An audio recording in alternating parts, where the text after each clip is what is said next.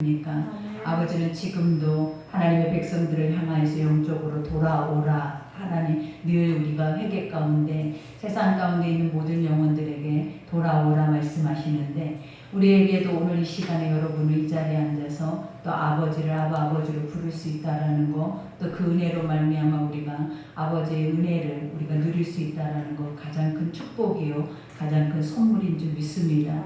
우리가 이제 오늘 본문 말씀은 요엘서 말씀이죠. 요엘서 말씀은 딱 두 길입니다. 하나는 심판이고 하나는 회복입니다. 여러분, 우리가 인간의 모습으로 살아내다 보면은 많은 사람들이 우리의 모습을 보지 못하고 우리 안에 있는 그 신앙의 그러한 중심을 보지 못하고 보여지는 세상 안에서 내가 어떤 모습으로 살고 있는지 잘 감지하지 못한 채 살아내고 있는 이들이 많죠. 그러나 아버지 말씀을 듣고 보면 우리의 모습이 보이기 시작하고 또 우리가 어떤 상태인지 하나님 그 상태를 통하여서 아버지가 메시지를 통하여 말씀을 하시잖아요. 또 돌아오게 하시고 회복하게 하시고 회개하게 하시고 또 깨달아서 다시 알게 하여 주셔서 또 그 길을, 온전한 길을, 또 하나님 구별하신 거룩한 길을 가기를 원하시는 거예요. 그러니 우리가 예전에도 솔로몬이 자신들이 왕이 되어서 이스라엘 백성들을 그가 이제 이끌 때 그가 가장 먼저 성전을 짓고 기도했던 것이 뭐냐면, 아버지 우리에게 형통의 복을 주시옵소서. 왜냐, 지금 우리도 이번에 코로나를 통하여서 전염병을 경험하다 보니까 얼마나 많은 피폐함과 황폐해짐과 또 교회뿐만 아니라 세상 안에 모든 경제적인 것까지도 무너져 있는 부분들이 얼마나 많습니까?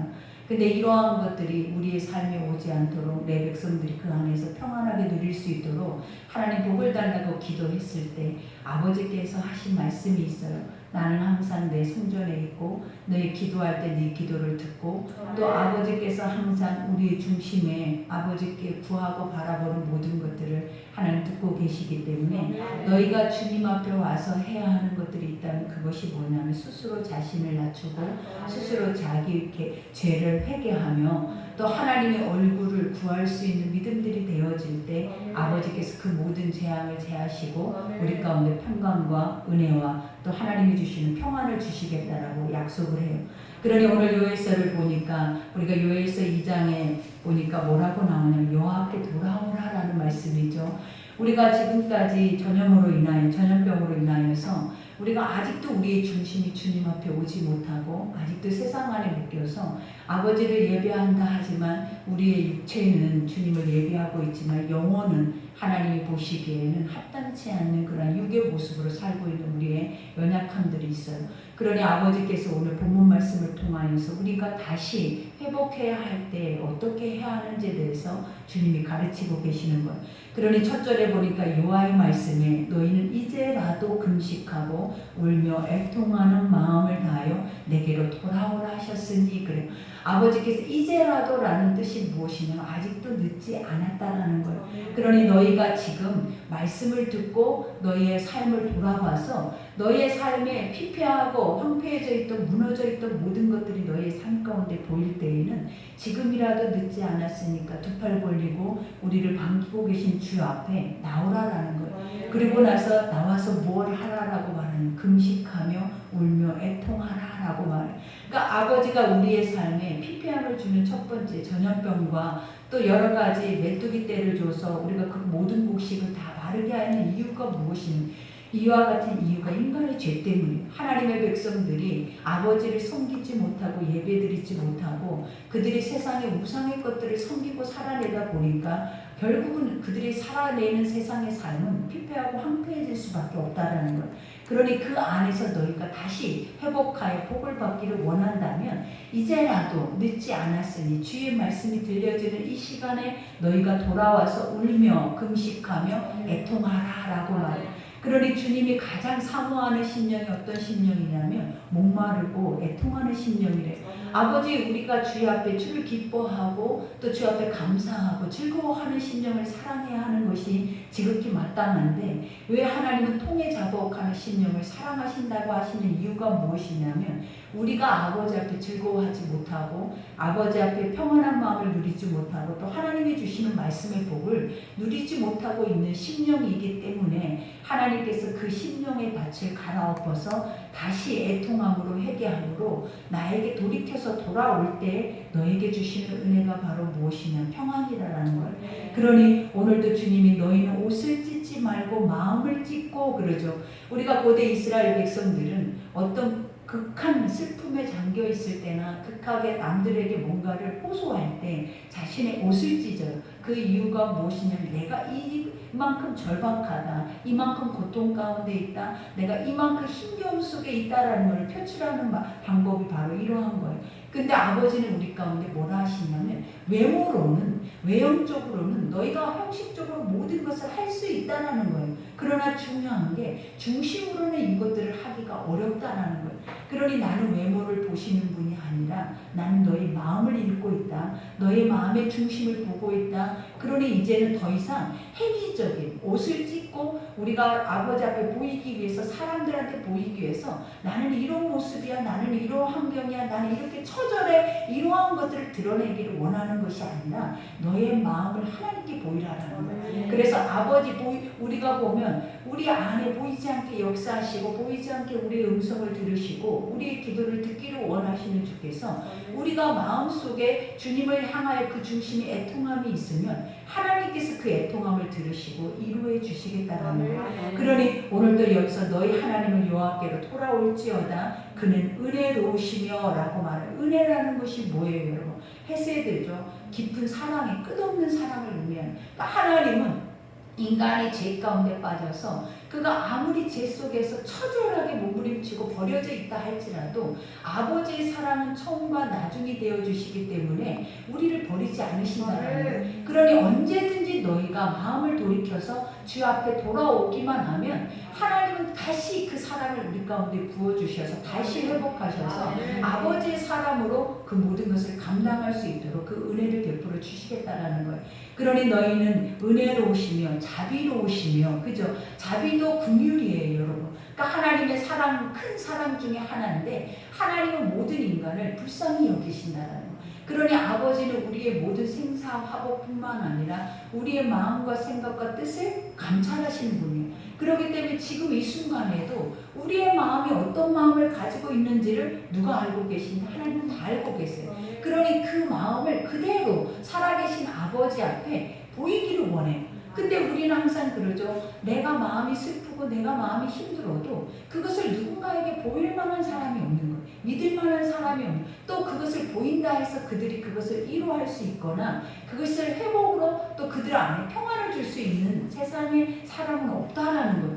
그러니 아버지께서 항상 너희는 수고하고 무거운 짐진 자들아 그래. 너희는 내게 와서 내 말을 듣고 쉬어라라고 말하잖아요. 그러니까 우리가 하나님의 무거운 짐을 지고 근심 걱정 염려를 하는 모든 것을 하나님은 지극히 잘 아시지만 그게 세상의 방법 안에서는 해결받을 수 없다라는 것 또한 하나님이 아신다라는 거예요. 그러니 뭐하라? 주께로 돌아오래. 하나님의 말씀을 들으면 쉼이 오는 거예요. 하나님의 말씀을 듣고 주 앞에서 내가 주 날개 아래 거하면 우리에게 평안의 안식이 있고 쉼이 있고 우리의 삶이 어떠하든지 환경이 어떠하든지 그거보다 앞서서 우리에게 주시는 것이 있다면 그것이 뭐냐면 평강이라는 거예요. 그러니 지금 얼마나 많이 불안하고 얼마나 많이 위태롭고 힘이 들고 또 얼마나 많이 낙심이 되냐는. 그러나 하나님은 자기 백성들에게 너희는 마음에 근심하지 말라라고 해요. 아버지를 믿으면 누구를 믿으래? 예수 그리스도를 또 믿으라라는 거예요. 왜냐? 아버지는 이 모든 것들을 우리에게 공급하시기에 조금 더 부족할 것이 없다라는 거예요. 그러니 여러분 안에서도 지금 우리 속에 남아있는 세상에 보이지 않는 근심이나 걱정이나 염려는 누구에게 맡겨야 되는 거예요? 하나님 앞에 이 모든 생사와 화복을 주관하신 아버지를 확실하게 믿음으로 인해서 주님 앞에 이 모든 것을 맡기셔야 된다는 거예요. 그것을 맡기실 때 하나님께서 우리에게 주시는 것이 있다면 그게 뭐냐면 내게 부족함이 없으리라. 그러니 우리가 시편의 23편에 보면은 다윗이 고백하는 그 고백을 여러분 항상 기억해야 하는 게 다윗이 왕이어서 왕가에서 자기가 많은 것을 누려서 그 안에서 그 복을 누리는 게 아니에요. 다윗은 항상 어려움과 고난과 환난 속에서 하나님을 묵상했고 더 중요한 것은 사망의 자리에 있을 때 이 고백을 했다는 거예요. 그 고백 자체가 뭐냐면 여호와가 나의 힘이고 나의 반석이고 나의 피할 바이시고 나의 방패가 되시니 내 삶 안에서 어떤 어려움이 내 삶에 오더라도 나는 뭐하다는 부족할 것이 하나도 없다. 이것이 믿음이다. 그러니 우리는 그러잖아요. 내 손에 쥐어져야 만져져야 뭔가 환경 쪽에 열려져야 하나님이 하셨다, 하나님이 하고 계신다, 부족할 것이 없다 이렇게 고백하지만 믿음이 있으면 하나님은 우리에게 뭐라 하시는 믿음만 있으면 환경이 아니라 세상이 보여지는 것이 아니라 손에 쥐어지는 것이 아니라 너희 속에 믿음만 있으면 산을 들어서 옮길 수 있고 세상의 모든 천하 만국을 다스릴 수 있는 통치권을 하나님의 말씀 속에 우리에게 주셨다. 그러니 하나님이 지금도 우리에게 요구하시는 것은 믿으라 하지 않았느냐, 내가 믿으면 구원을 본다 하지 않았느냐. 구원이 무엇이다? 우리에게 열매예요. 그러니 여러분의 열매가 없는 이유가 믿음이 없는 거예요.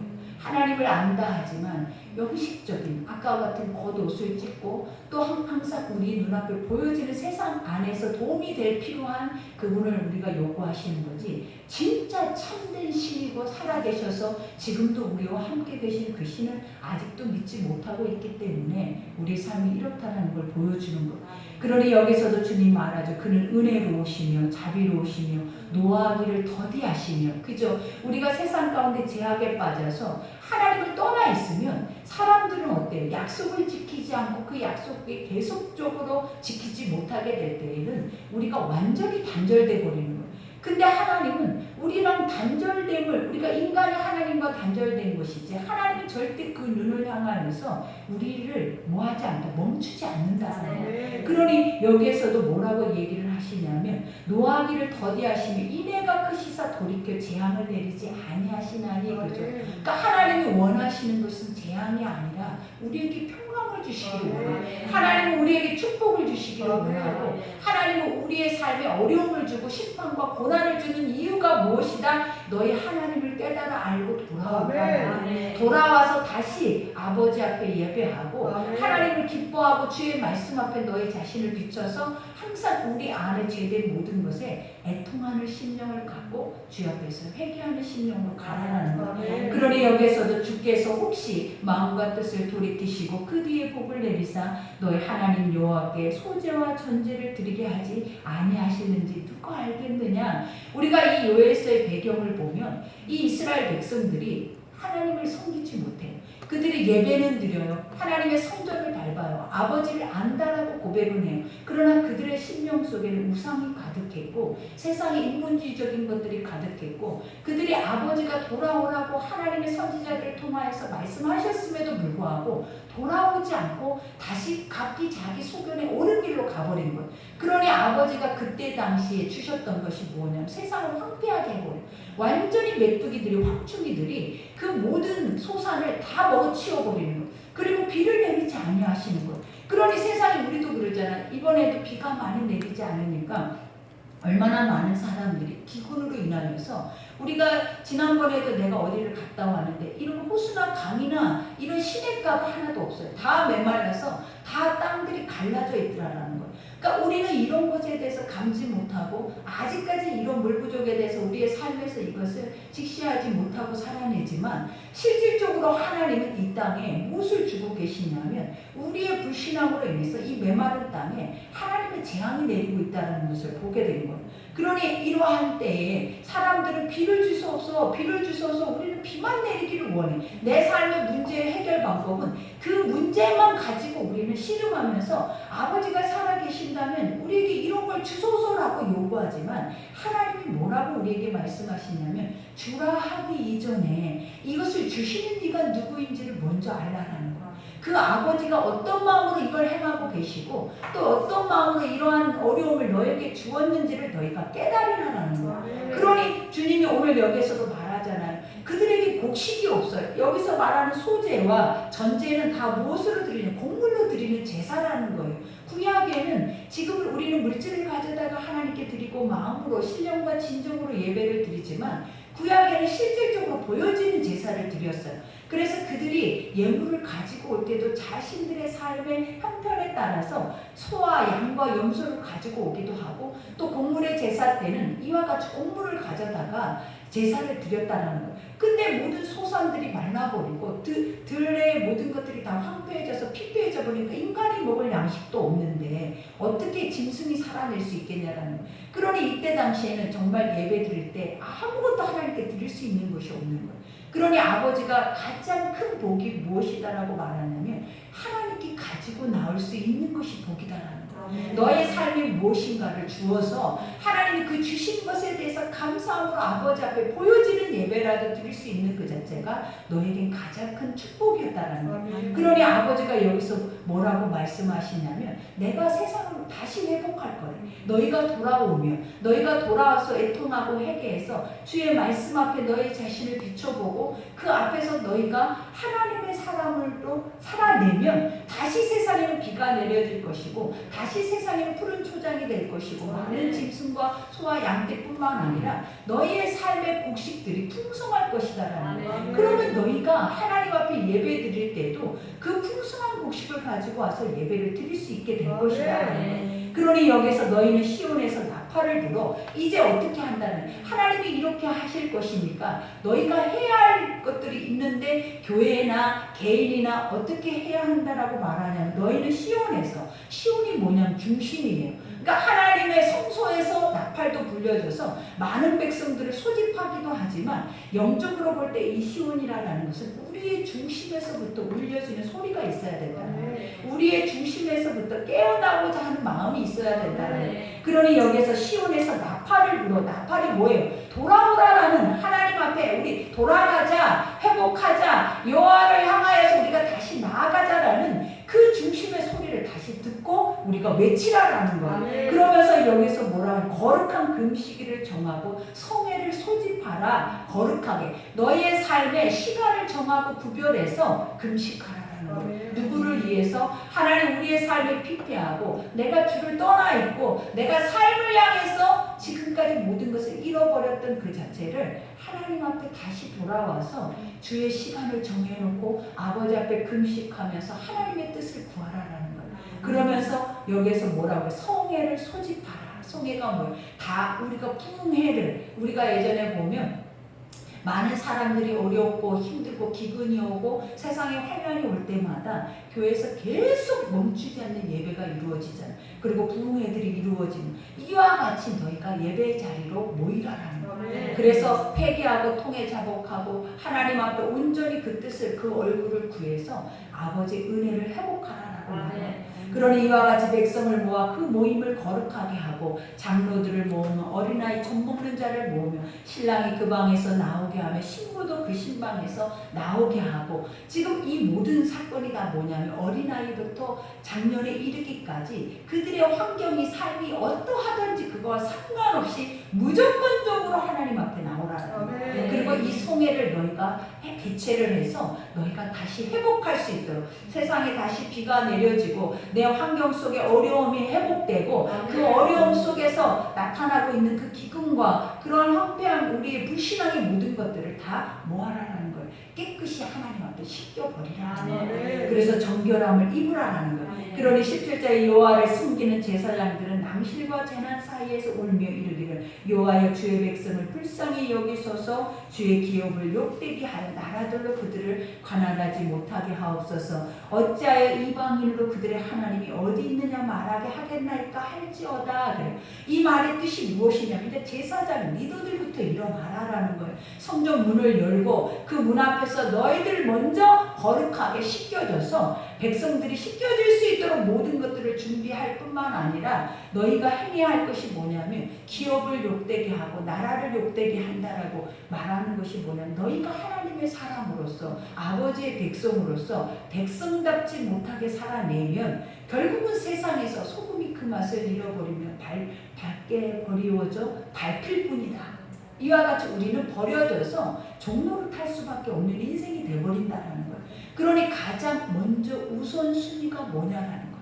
너희의 삶에 뭔가를 계획할 때 뭔가를 행하고자 할 때 가장 먼저 너희가 해야 하는 것이 뭐냐라는 거예요. 아직도 보여지는 것 안에서 물질이 있어야 건강이 있어야 어떤 권력과 힘이 있어야 어떤 스펙이 있어야 이 모든 것들이 되어진다라고 생각을 하냐라는 거예요.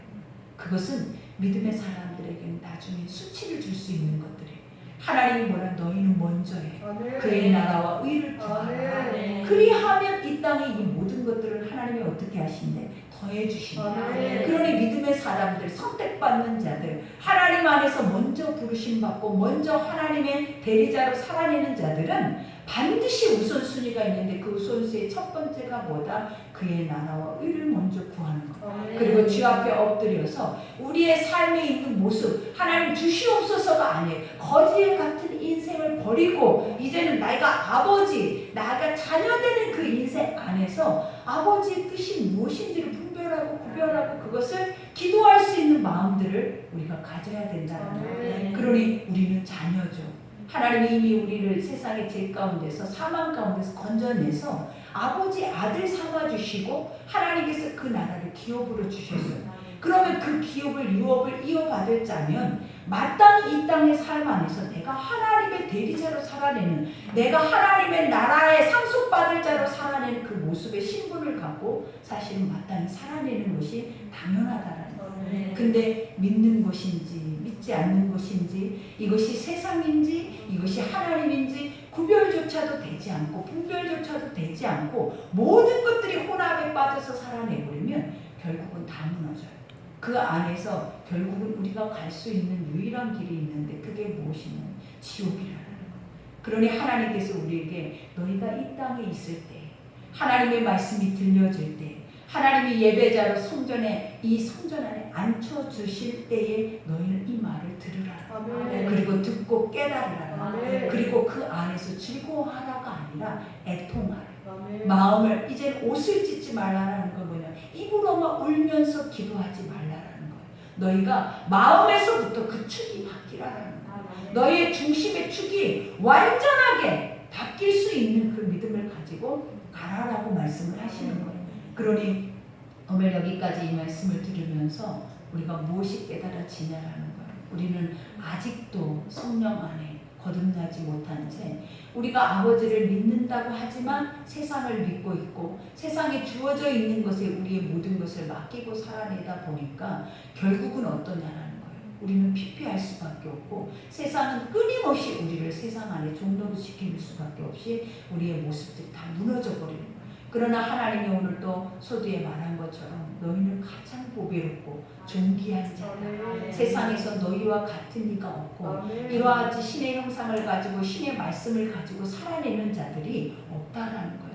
그러니 이 말씀을 듣는 자들은 신령한 자들이고 이 신령함이라는 그 자체가 뭐냐면 영적이다. 영적이다라는 것이 뭐냐면 하나님 보이지 않는 하나님의 신의 통치 아래 그 영적인 기업을 가지고 살아내는 아들의 신분이 있다라는 것을 우리에게 보여주시는 거예요. 그러니 다시는 육으로 살지 말고 영으로 살아서 육신의 생각은 사망이고 육신의 생각의 모든 것은 멸망이지만 영의 생각은 생명이고 평안이고 우리에게 주시는 기업이에요. 그러니 오늘 우리가 이 시간에 이 말씀을 듣고 기도할 때 아버지 앞에 다시 돌아오셔야 돼. 그래서 돌이키셔야 돼. 우리의 중심이 어디에 있는지를 먼저 보시라라는 거. 내 삶이, 내 환경이 지금 내가 어디에 서 있는지를 보면 그 환경이 보여요, 여러분. 그러니 주 안에 서 있을 때는 하나님이 모든 것을 행하실 테고 여러분이 세상 안에 서 있다면 사단이 모든 것을 주관하고 있다는 것을 기억하셔서 오늘 이 말씀이 여러분 안에 잘 박힌 목과 같이 우리의 삶을 주장할 수 있는 귀한 은혜의 시간 되기를 기도합니다. 우리 말씀 생각하는